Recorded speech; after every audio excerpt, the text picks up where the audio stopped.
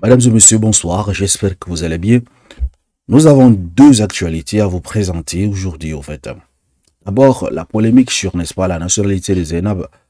Elle est sortie pour s'exprimer en disant qu'elle ne connaît pas un autre pays à part la Côte d'Ivoire. Elle s'est fait lyncher par les Burkinabés.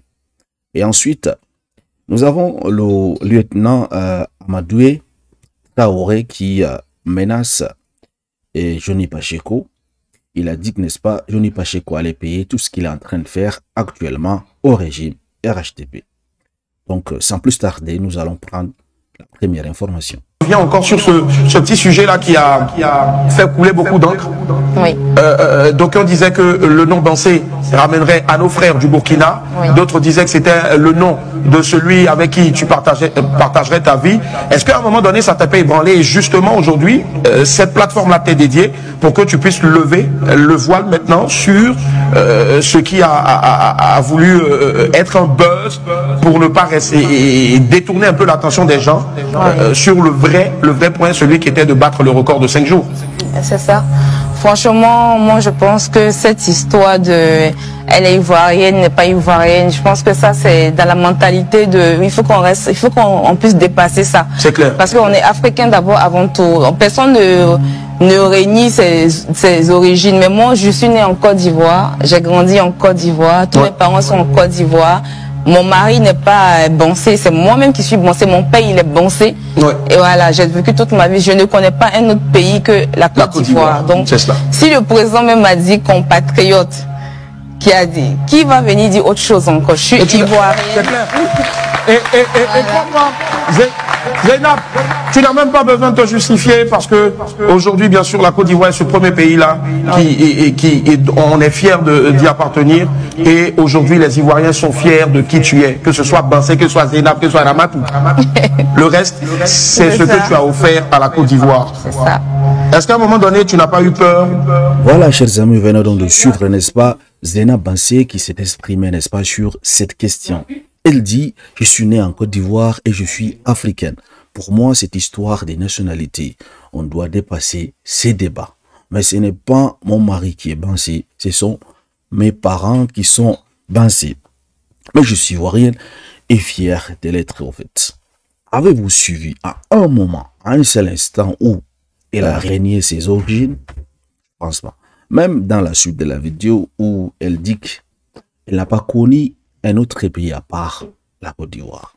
Donc c'est ça qui a fait mal au Burkinabé, au fait, disant qu'elle a donc régné ses origines.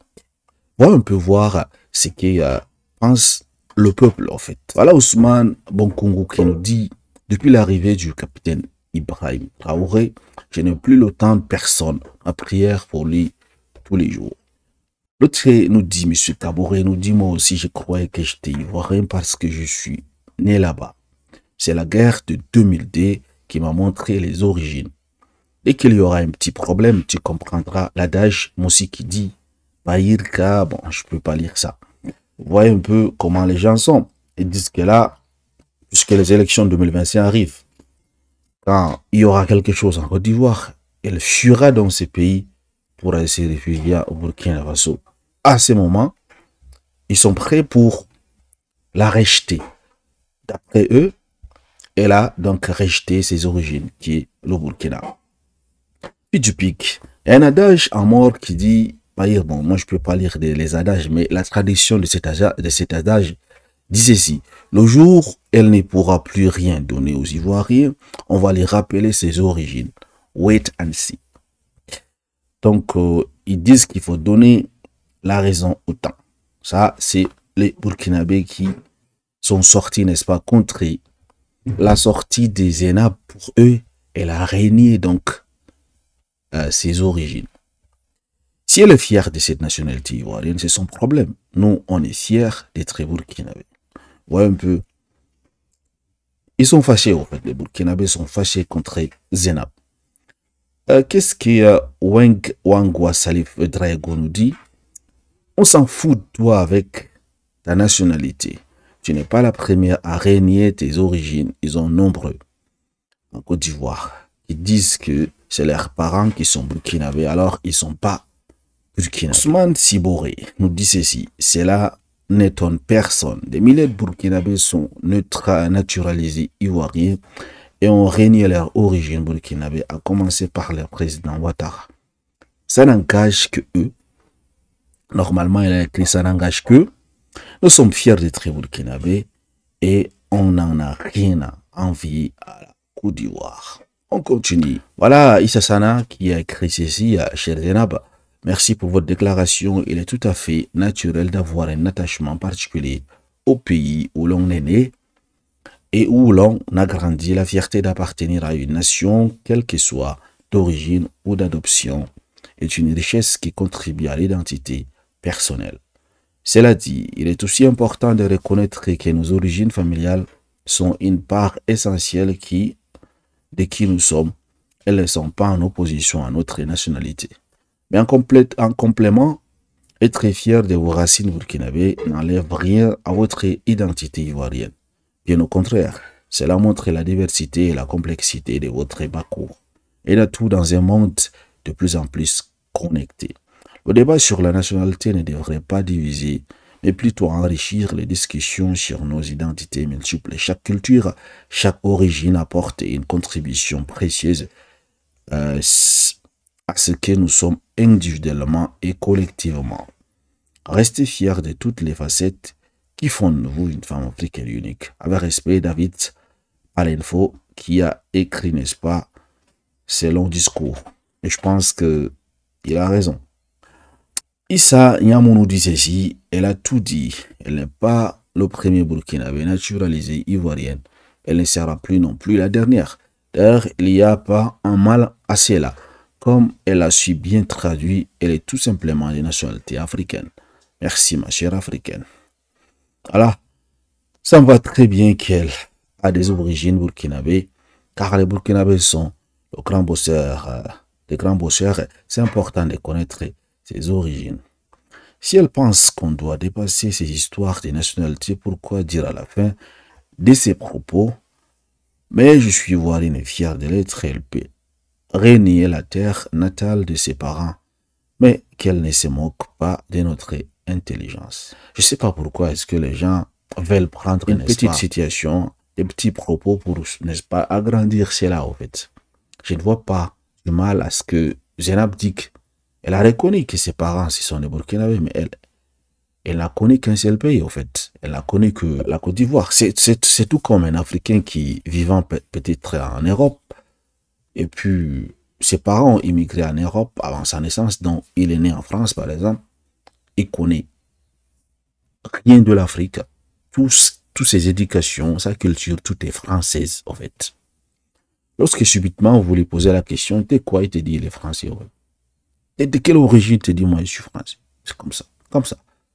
Il connaît rien de l'Afrique, en fait. Malgré, tu vois que il a une peau noire, tout, c'est un Africain, mais il te dit, il est français, en fait. Dans sa tête, comme ça. C'est la même chose avec Zenab. Je ne vais pas l'en vouloir parce que il dit qu'il n'est pas africain. Il faut donc l'apprendre à connaître et donc c'est d'autres facettes de ses origines jusqu'à ce que, n'est-ce pas, son intérieur accepte cela. Il ne faut pas la blâmer, en fait. Si vous la blâmez, c'est comme ça qu'elle va même fuir encore plus ses origines. Et maintenant, j'ai une autre question. Si elle n'était pas devenue aussi connue à travers le monde, si elle n'avait pas remporté ses awards de Guinness, est-ce que les gens allaient sortir dire que c'est une Burkinabé? Est-ce que les Burkinabés allaient sortir pour dire que c'est une Burkinabé? Non, c'est parce que elle est devenue quelqu'un. Avant cela, elle a toujours existé. Elle a toujours son restaurant quelque part.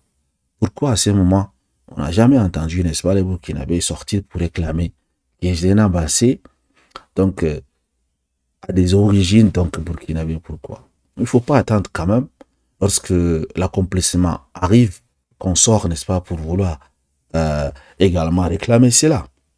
Donc, je pense qu'à un moment donné, autrefois, lorsque vous faites l'histoire, vous allez vous rendre compte que, en fait, le pays que vous voyez actuellement a été scindé par la colonisation. Avant, c'était un peuple, en fait, uni qui vivait. Il y avait ce qu'on appelait les empires. Voilà. Donc, c'était divisé en empires. Vous allez retrouver des familles ivoiriennes, burkinabés, autrefois, c'était les mêmes familles, en fait, parlaient les mêmes langues. Ils avaient les mêmes cultures. Voilà pourquoi vous allez trouver un Traoré en Côte d'Ivoire. Vous allez également trouver un Traoré au Burkina Faso. C'est la même chose, vous allez trouver les Ouattara en Côte d'Ivoire, les Ouattara au Burkina Faso. C'est comme ça, en fait. Donc, je pense que, comme il a si bien mentionné, à notre époque, en 2025, on n'a pas besoin de faire ce genre de débat, en fait. C'est stérile. Donc, sans plus tarder, nous allons donc passer à notre seconde, n'est-ce pas, fait d'information où un lieutenant de RHDP menace Johnny Pacheco. Je dis bonsoir à tous les Ivoiriens, à toute la Côte d'Ivoire et à toute l'Afrique. Je dis bonne et heureuse année à notre papa, l'Excellence, Monsieur le Président Alassane Ouattara. Papa, bonne année à vous. Beaucoup de bonheur. Longue vie à vous. 2025. Que 2025 te donne longue vie. Santé, bonheur. On sera là. Si Dieu le veut, 2025, les élections vont très bien se passer. Et le président va gagner haut les mains. À vous, mes amis, qui nous dit toujours de répondre à Johnny Pacheco, je vous promets, Johnny Pacheco, sache que tu as insulté notre papa dans le passé où il y a d'autres qui t'ont pardonné. Mais cette fois-ci, sache que cette fois-ci, ça ne sera jamais gratuit. Johnny Pacheco, je jure devant Dieu, tu vas le regretter à vie. D'avoir manqué de respect à notre papa, à notre maman, la première dame, tu vas regretter à vie. Tu vas regretter de toute ta vie. Johnny Pacheco, je te promets. Je te promets, tu vas regretter de toute ta vie. Papa, tes enfants sont là.